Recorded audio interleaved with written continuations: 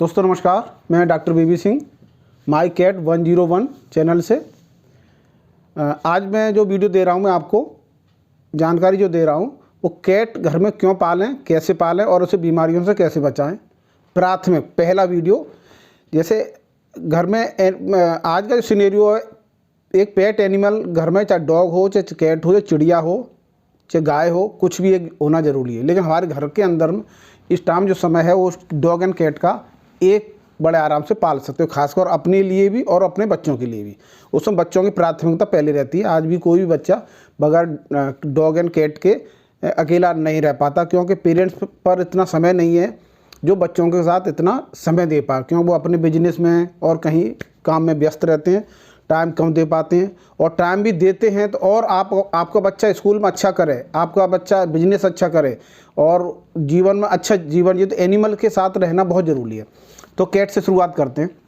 मान लीजिए आप इंडिया में आपको कैट पालनी है, तो आप अब तो बहुत सारी कैट हैं, विशेषकर पर्शियन कैट आपके इंडिया में बहुत आपको मिल जाएगी, वो भी doll face, punch face, extreme punch face, जिसकी कीमत आपको 10,000 से लेकर 50,000 तक की होती है। नॉर्मल 8,000 10,000 तक की कैट आपको डॉल फेस की मिल जाएगी। फिर ब्रीड आती हैं बहुत सारी, सामीज़ है और टाइगर ब्रीड आ गई है, बिल्कुल टाइगर जैसी, बंगाल टाइगर ब्रीड है, बहुत सारी ब्रीड है, बंगाल टाइगर, सामीज़ है और कई सारी, मैं उनके नाम तो बाद में बताऊंगा, लेकिन पालें क्या, ठीक है। तो पहले तो घर में आप डिसाइड कर लें कि आपको कैट्स लेनी, कौन सी ब्रीड की लेनी है, या सिंपल कैट्स लेनी है और किसके लिए, आप खुद के लिए पालनी है या आपको बच्चों के लिए पालनी है।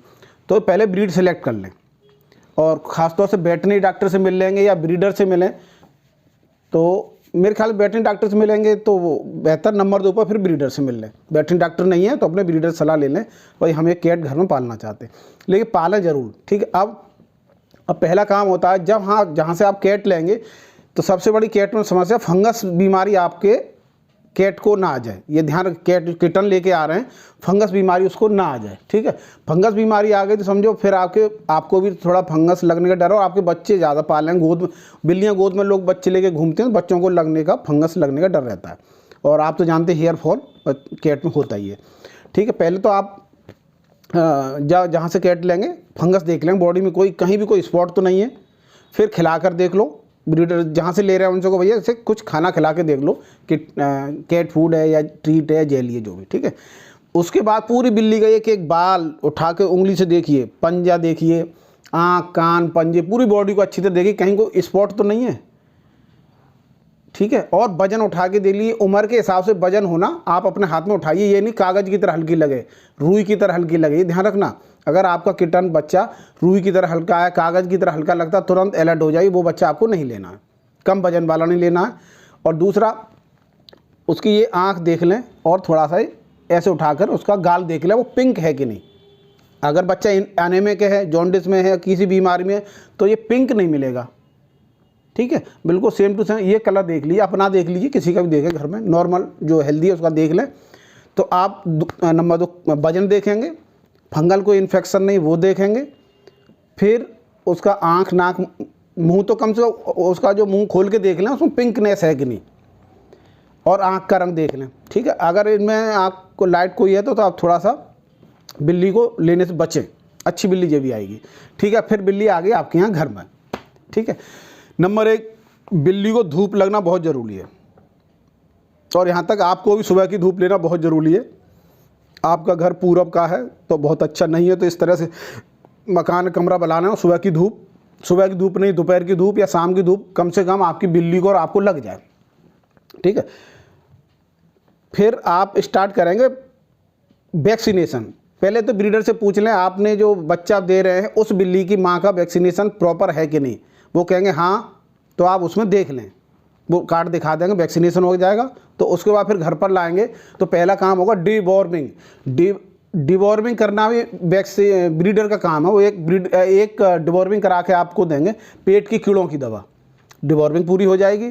फिर लाएंगे आप वेटरनरी डॉक्टर के यहाँ। फिर वेटरनरी डॉक्टर ब्रीडर का काम कितना, एक हेल्दी किटन देना, पहला डिवॉर्मिंग करना, और कभी कभी अगर उम्र है तो वैक्सीनेशन करके भी ले सकते हैं। लेकिन इंडिया में वैक्सीन लगा हुआ किटन बहुत कम ब्रीडर ही दे पाते, क्योंकि वो 1-1.5 महीने पर खरीदते हैं और बिल्ली का वैक्सीनेशन की सही एज है किटन की वो है 2 महीना। अब बच्चे कुछ लोग 2 महीने से पहले ले आते हैं, तो मेरा नियम सलाह है कि आप बच्चा किटन कम से कम 2.5 से 2 महीने के बीच में लें, उससे पहले ना लें। सलाह है, मानना आपका काम। ठीक है, अब आ गया आपके घर में, आप घर में किटन के बच्चे को ले आए, तो पहला काम करेंगे डिवॉर्मिंग। ब्रीडर से पूछ लेंगे कब लगी थी, उसके 21 दिन या थंब रूल रखिए, उसके 30 दिन बाद किटन को डिवॉर्मिंग देनी है। इस तरह से 6 महीने तक लगातार हर महीने किटन को बच्चे को वजन के हिसाब से कैट के पेट की कीड़ों की दवा किटन को देनी है। ठीक है, डिवॉर्मिंग क्या शेड्यूल रहेगा डिवॉर्मिंग का, हर महीने तक, माने आपने 1 तारीख को 1 मार्च को दे दी, 1 मई को, 1 जून को, 1 जुलाई को, 1 अगस्त को, ऐसे आपका किटन का डिवॉर्मिंग का शेड्यूल हो गया। फिर आता है उनका वैक्सीनेशन। देखिए, तुरंत वैक्सीनेशन के बिना बिल्ली को आप जिंदा नहीं रख सकते, तो आपकी पहली ड्यूटी है वैक्सीनेशन के बारे में पहले जानकारी अपने ब्रीडर से ले लें। ब्रीडर बता देंगे, हमें जिसकी माँ जब प्रेग्नेंट थी उससे पहले हम कब वैक्सीन लगा, एक जान की वो मिल जाएगी, थोड़ा आपको सेटिस्फाई रहेंगे, हाँ जो मैंने किटन लिया उसका वैक्सीनेशन सही है, प्रॉपर है। ठीक, अच्छा, अब डॉक्टर क्लिनिक पर आ गए, तो डॉक्टर 2 महीने से वैक्सीनेशन, रफली 2 महीने 60 दिन के आसपास, कुछ 50 दिन से तो 60 दिन से 65 से पहला वैक्सीनेशन शुरुआत हो जाएगी। इंडिया में जो वैक्सीन 3-in-1 है, कुत्तों में तक 11-1 तक पहुंच गया है, अच्छे काफ़ी वायरस कवर कर रहा है। वायरस में कैट में 3-in-1 वैक्सीन है। तो आप तो जानते हैं वायरस म्यूटेंट भी होते हैं, आप वैक्सीन जो पहली लगवाएंगे तो वो बीमारी वैक्सीन लगने के बाद भी हो सकती है, बड़ी खतरनाक उल्टी दस्त वाली बीमारी है, और 2 बीमारी हो रहे हैं, पैन ल्यूकोपीनिया है और 2 बीमारियां हो रहे हैं। तो उनका 3-in-1 वैक्सीन के नाम से आपको किटन का वैक्सीन लग जाएगा। मान लीजिए 1 तारीख को लगा तो अगले 1 अप्रैल को लगा, फिर मान लीजिए 2 मई को, 1 मई को, नेक्स्ट मंथ में 1 मई को, फिर 1 जून को, इस तरह 3 वैक्सीन लग जाएंगे और किटन की उम्र हो जाएगी 4 महीना। उससे पहले 3 महीने पर या 3.5 महीने पर किट को पहला रेबीज के शॉट लगेगा। उसके बाद रेबीज, फिर एक जो भी वैक्सीन लगेगी उसमें 30 दिन का अंतर रखना है। पहले वैक्सीन में तो 21 दिन का रख सकते हैं आपके डॉक्टर, 21 दिन के इंटरवल पहले, क्योंकि जल्दी एंटीबॉडी बन जाए, तो पहला शॉट 21 दिन के इंटरवल पर ले सकते हैं। नहीं तो थंब रूल ये होना चाहिए 30 दिन के अंतर पर 3 वैक्सीन लग जाएं। और रेबीज की 2 लगती हैं, और वो भी 1 महीने के अंतराल लगती है। ध्यान रखिएगा, रेबीज 3 महीने से पहले नहीं लगेगा। WHO का रूल है, या हमारे शरीर की इम्यूनिटी ऐसी होती है, वो 3 महीने से पहले रेबीज के वैक्सीनेशन को लगाने के बाद एंटीबॉडी नहीं बना पाती, ऐसा वैज्ञानिक तथ्य है। और WHO नियम भी, कोई भी रेबीज का वैक्सीन, चाहे डॉग हो चाहे कैट हो, 3 महीने से पहले नहीं लगाना। अब वैक्सीनेशन का शेड्यूल हो, डिवॉर्मिंग हो गया, वैक्सीनेशन शेड्यूल हो गया। अब बात कर लें खाना, क्योंकि डिवॉर्मिंग, वैक्सीनेशन, खाना बहुत ज़रूरी है। 3-4 पार्ट और आएंगे वीडियो में, 15 मिनट का वीडियो रहेगा। ठीक है, अब आया खाना। तो आप कैट को दूध पे तो रख नहीं सकते, ना रखना है। बिल्लियों को, जितनी भी इम्पोर्टेड बिल्लियां हैं, दूध से बचा के रखना है, दूध नहीं देना। क्या कैट फूड आता अच्छी कंपनी का, बच्चा 3 महीने का, 2 महीने का है, देखिए महीने पे इंटरवल कर दो। जैसे बच्चा आपका 2 महीने का है तो 2 घंटे के अंतराल पे देना है खाना। ट्रीट दे दो, कभी जेली दे दी, कभी ट्रीट दे दी, कभी कैट फूड दे दिया, तो इसका अल्टरनेट बना लो। एक बार कैट फूड दे दो, फिर जेली दे दो, फिर ट्रीट दे दो उसकी। ठीक है, नहीं तो कैट फूड भी ठीक है। जैसे 4 महीने की हो गई तो 4 घंटे के अंतराल पर, बिल्ली 5 महीने की हो गई तो 5 घंटे के अंतराल पर, बिल्ली 6 महीने की हो गई तो 6 घंटे के अंतराल पर, और ऐसे 12 घंटे के अंतराल पर सुबह शाम खाना दे सकते हैं। लेकिन नहीं, ये गलत है। बिल्लियों के लिए खाना हमेशा रखा रहता है, कुत्ते की तरह नहीं दे सकते बिल्लियों को खाना। बिल्लियों का खाना देना नहीं है, उनके सामने रख दो, जितनी ज़रूरत होगी उतनी खा लेंगे। हाँ, पर ये किटन को तो अपने हाथ से देना होगा 1-2 महीने तक। जब वो रूटीन पे आ जाए खाने पे तो उसके सामने रख दो। हाँ, बाउल साफ़ सुथरा होना चाहिए। पानी कम से कम 2 से 3 जगह रखें। एक बिल्ली के लिए पानी बहुत ज़रूरी है, क्योंकि मैं अब ये देख रहा हूँ बिल्लियों में सबसे ज़्यादा बीमारी है किडनी की, CKD, क्रॉनिक किडनी डिसीज़ में चली जाती है। तो आपको ये बीमारी आपकी बिल्ली को ना बन जाए, इसलिए अधिक से अधिक पानी की मात्रा पिलाएं। अब बिल्ली को हाथ से तो पिला नहीं सकते, कुत्ते को हाथ से पिला नहीं सकते जब तक वो बीमार ना हो, तो बीमार की नौबत ही नहीं आने पाए। तो बिल्ली को एक जगह खाना रखो, 3 जगह पानी रखो। यहाँ तक मतलब बिल्लियाँ साफ़ सुथरा पानी पीना बहुत पसंद करती हैं। यहाँ के आपके किचन के टेप से बैठ के पिएंगी। मेरी बिल्ली वैसे पीती नहीं, जहाँ किचन के पास जाएगी और उसका टेप जो नल है उसका चालू कर देंगे तो उसके पानी से पिएगी। तो ये बैड हैबिट भी है, लेकिन हम तो चाहते पानी तो पियो कैसे भी। तो साफ़ सुथरा पानी 2-3 जगह रखेंगे और बाउल भी पर डे उसका खाने का धो दें। और हमेशा रखें बिल्ली को, जितनी बिल्ली की आदत होती शेर की तरह, आपने देखा शेर, टाइगर, लेपर्ड हमेशा खाना छुपा के रख देते हैं, फिर खाना खाने आते हैं, फिर चले जाएंगे, फिर खाना खाने आते हैं। तो खाना उनके सामने रखा रहता है। आदमी का और कुत्ते का नहीं, कुत्ते का सुबह शाम दोपहर दे दो, उसका फिर रखा, कुत्ते का तो उठा ही ले, नियम ये कुत्ते का तो हटा देना चाहिए। बिल्ली की बात हो रही है तो बिल्ली के लिए खाना रखा रहेगा 24 घंटे। उसके बाल को साफ़ सुथरा और खाने को टेस्टी बना दें। कभी उसमें ट्रीट भी मिला सकते हैं, जेली भी मिला सकते हैं, या किटन है, बच्चा है तो आप अलग अलग दो बड़ी, ठीक है।